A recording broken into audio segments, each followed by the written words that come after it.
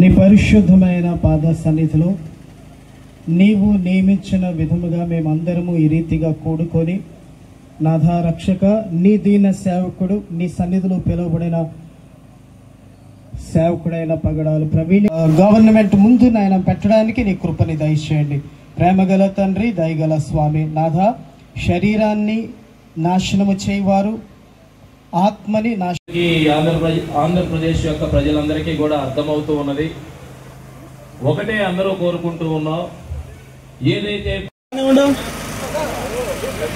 జీవిస్తున్న వారిని ప్రభువా శాంతియుతంగా మేము ఈ లోకంలో జీవించడానికి సహాయం చేయండి. ఒకరినొకరు ప్రేమించుకోవడానికి, గౌరవించుకోవడానికి, సన్మానించుకోవడానికి మీకు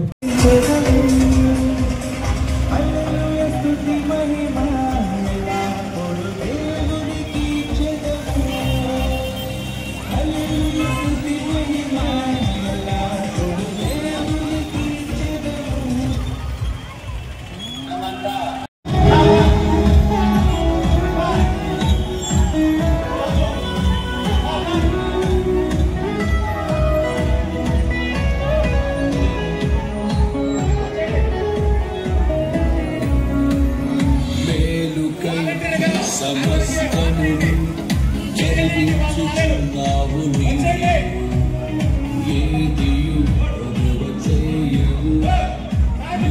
ఆశ్రయించిన వారికి మేలుకై సమస్తమును జరిగించుచున్నావు నీవు ఏదియు ఒదువ చేయవు నిన్నాశ్రయించిన వారికి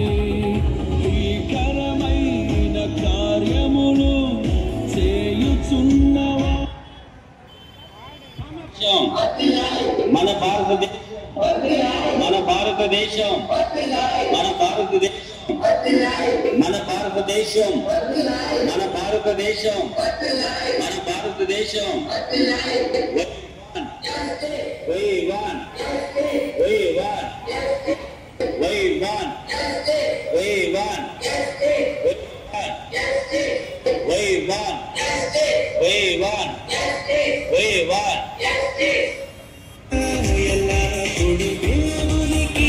ప్రవీణ్ పగడాల గారి మరణం ఈ రెండు రాష్ట్రాలనే కాకుండా అనేక రాష్ట్రాల్లో ఉన్న హిందువులు, క్రిస్టియన్స్, ముస్లిమ్స్, ముఖ్యంగా క్రైస్తవులందరూ కూడా బయటకు వచ్చి అది ప్రమాదవశాత్తు మరణం అయితే మేము ప్రార్థన చేసేసి ఆ కుటుంబానికి శాంతి సమాధానం కలగాలని వెళ్ళకెళ్ళిపోతాం.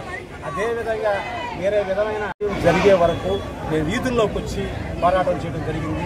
ఇంతలా ఎండలలో కూడా మహిళలు, యువత, పెద్దవాళ్ళు ప్రతి ఒక్కరు కూడా ఎందుకు వచ్చారంటే మేమంతా మనుషులు.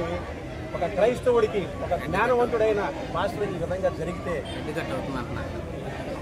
మరొకటి 5వ తేదీ సాయంత్రం అజయ్ బాబు గారు క్రైస్తవుల పక్షాన పోరాడుతున్నటువంటి వ్యక్తి, అతను తీసుకెళ్లి అనవసరంగా అతను పెట్టిన కేసు 1వ తేదీ పెట్టిన కేసును పట్టించుకోలేదు.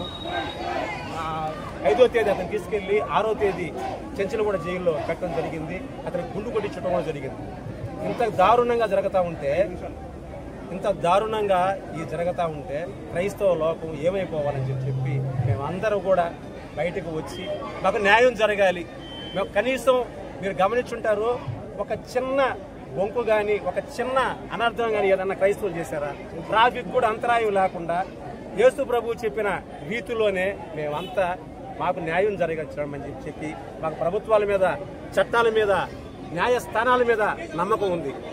ఇంకా మా ప్రవీణ్ పగడాల గారి పోస్ట్ మార్టం రిపోర్ట్ రాలేదు.